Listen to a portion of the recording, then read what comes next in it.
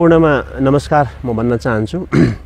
विशेष गरेर हाम्रो UCWSM को तत्त्वावधानमा हामीले आज यो मिरिकको हेलिप्याडमा वृक्षारोपण कार्यक्रम साथै सफाई अभियानलाई हामीले यहाँनिर गरिराखेका छौँ। अनि हामीले आज मात्रै होइन यद्यपि पर्यावरण दिवस हामीले 5 जुनमा नै मनाइसके तापनि अनि केही कारणवश हामीले त्यो दिनमा अरू कार्यक्रम भएको कारणले गर्दाखेरि हामीले त्यसलाई पोस्टपोन गरेर अनि 5 तारिकको वृक्षारोपणको कार्यक्रम चाहिँ आज हामीले यहाँनिर गरिराखेका छौँ। विशेष गरेर हामीले यहाँनिर अब यो पहाडी भेकमा पाइने अथवा कमैमा पाइने यो पयुँको बिरुवालाई चाहिँ हामीले यहाँनिर लिएर रोपेका छौँ। यद्यपि यसको यो बीजहरू यसको यो पयुँको बिरुवाहरू हामीले एकदमै कम मात्रामा पाउँछौँ। अनि हामीले जग्गा-जग्गामा हेर्छौँ त्यसको समयमा त्यो पयुँ फुल्दाखेरि कति सुन्दर देख्छ अनि हामीले पनि हाम्रो सानो यो अभियान के छ भनेर भन्दै गर्दाखेरि यहाँ यो ठाउँमा पनि हामीले जसरी यहाँनिर गुराँसको हामीले पार्कहरू बनाएका छौँ। अनि यो ठाउँमा यो हेलिप्याडमा हामीले यो पयुँको बोटलाई रोपेर यहाँनिर एक समयमा त्यो पयुँहरू फुलिदियो भने अझ यहाँ आउने पर्यटकहरूलाई चाहिँ एकदमै राम्रो हुन्छ भन्ने ध्येयले हामीले यो कामहरू गरिरहेका छौँ। मात्रै नभएर हामीले यो वृक्षारोपण गर्दै गर्दाखेरि एउटा कुरा चाहिँ के पायौँ भनेर भन्दै गर्दाखेरि हामी भन्छौँ हाम्रो मिरिक राम्रो मिरिक हामी भन्छौँ। तर यहाँनिर आएर हामीले हेर्दै गर्दाखेरि कतिपय हामीले सफा अभियानहरू गर्दै गर्दाखेरि विभिन्न प्रकारको मैला कुचेला हामीले पाइराखेका छौँ। यद्यपि हामीले यहाँनिर एउटा डस्टबिन पनि हामीले देखिराखेका छैनौँ हाम्रो अधिकारी वर्गलाई हामी के आह्वान गर्न चाहन्छौँ भनेदेखिलाई यहाँनिर विभिन्न ठाउँबाट मान्छेहरू आउँछ मान्छेहरू आउँदै गर्दाखेरि उनीहरू त्यो मैला खाएर फ्याँक्ने अलिकति व्यवस्थापन गरिदियो भने एकदमै राम्रो हुन्छ। मात्र नभए जति पनि यहाँनिर दोकानको मान्छेहरू हुनुहुन्छ तपाईँहरूले पनि सानो डस्टबिन आफैले बनाएर पनि जस्तै मात्रामा त्यहाँनिर डोकोहरू वितरण गरियो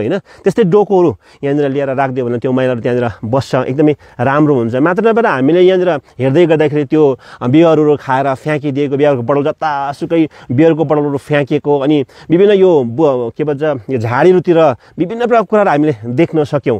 अनि हामी के आह्वान गर्न चाहन्छौँ भने चाहिँ हामी मिरिकलाई माया गर्छौँ।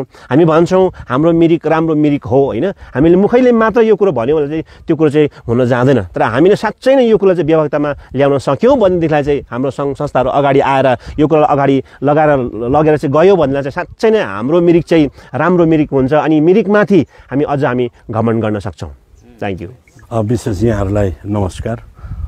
जतिजनाले यो मिडियालाई यो सोसियल मिडियाबाट हेरिरहनु भएको छ सुझाव सरसल्लाह परामर्श सङ्घ संस्थालाई मात्रै नभएर विभिन्न अधिकारी वर्गहरू डिपार्टमेन्टली जसले चाहिँ मिरिकलाई एउटा संरक्षण गरेर राख्नु भएको छ यहाँहरूलाई पनि एउटा जानकारी। आज हामी यो हेलिप्याडमा हाम्रो यो संस्थाका हाम्रा पदाधिकारीहरूले भिजिट पनि गऱ्यौँ। साथै हामीले एउटा यस ठाउँमा वृक्षारोपण चेरी ब्लम्स एकदमै राम्रो प्रजातिको फुल यो पयुँलाई हामीले रोप्ने प्रयास गऱ्यौँ। रोप्दै जाँदा हामीले यसलाई सफाई कार्यक्रम राख्यौँ। अनि सबै कार्यक्रम राख्दा चाहिँ एकदमै हामी खिन्न पनि भयौँ कि यो ठाउँ यति साह्रो दूषित बनाएर राखेको रहेछ। अनि यो ठाउँमा पर्यटकहरू आउनुहुन्छ धेरैजनाको व्यवसाय पनि चलिराखेको छ अनि त्यो व्यवसायले चाहिँ जति पर्यटकहरू आउँछन् त्यति व्यवसाय चल्ने हो, जति सुन्दर हुन्छ त्यति बेसी आउने हो। त्यस कारणले गर्दा यहाँनिर यति साह्रो नकारात्मक कुराहरू हामीले यहाँ पायौँ।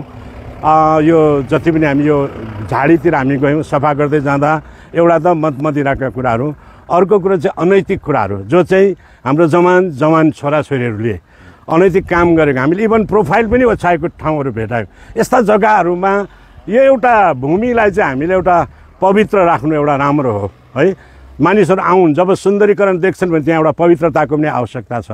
त्यस कारण अब चाहिँ सबैजनाले एउटा प्रशासनले पनि म त भन्छु पुलिस अधिकारीहरूलाई भन्छु तपाईँले पेट्रोलिङ गरेर यो ठाउँमा मानिसहरूलाई अलिकति हप्काउने यस्तो गर्नु हुँदैन भनेर जोडाजोडी बसेकोलाई पनि खेद्नु पनि पर्छ। मैले चाहिँ त्यो कुरा पनि देखेँ। त्यही कारणले गर्दा अब अहिलेको जेनेरेसनलाई बचाउनु हो भने चाहिँ सङ्घ संस्था मात्रै नभएर आधिकारिक वर्गहरू पनि लाग्नुपर्छ। अनि त्यति बेला चाहिँ अभिभावकहरूले पनि प्रोटेक्ट गर्नु भएन जो कुराले नराम्रो काम गर्दैछ उसले सजाय दिएर काम गरेर। अनि हामीले यसो यो घुम्दा त एकदमै नराम्रो लाग्यो। अनि हामीले यो अब पर्यावरण दिवस चाहिँ यो क्लिननेसको दिन चाहिँ अब हामीले यो दिन मात्रै नराखेर हामीले सोचिरहेको छ अब हामी भोलिन्टियरी पनि दिने कि ताकि यो कामहरूबाट चाहिँ एकदमै जरैबाट उखाल्नुपर्छ भन्ने हाम्रो सोच बनाएका छौँ र हामीले तय गरिराखेको छौँ। यसलाई 5 तारिकलाई यो डेटलाई मात्रै हामी नगरेर अब हामी मिरिकको निम्ति हामी United Christian welfare mind society चाहिँ एउटा प्रण पनि गरेका छौँ। हामी भिजिट दियौँ, मान्छेहरूलाई सम्झाउँ, एवारनेस गरौँ भन्ने हामीले तय गरेका छौँ। र यसमा म सबै संस्था, सङ्गठन, बुद्धिजीवीहरूलाई आह्वान गर्न चाहन्छौँ, हामी अघि आउँ। हामीले भनिरहेको छौँ हाम्रो आवाजमा, हाम्रो मिरिक राम्रो मिरिक शब्दमा मात्र नभएर कार्यमा उतारौँ। यो चाहिँ हाम्रो सन्देश छ र यो सन्देश चाहिँ यहाँहरूले नकारात्मक नलिएर सकारात्मक लिनुभयो भने हामीले मिरिकलाई बचाउन सक्छौँ है, अनि ईश्वरको आशिष पनि बटुल्न सक्छौँ। Thank you so much.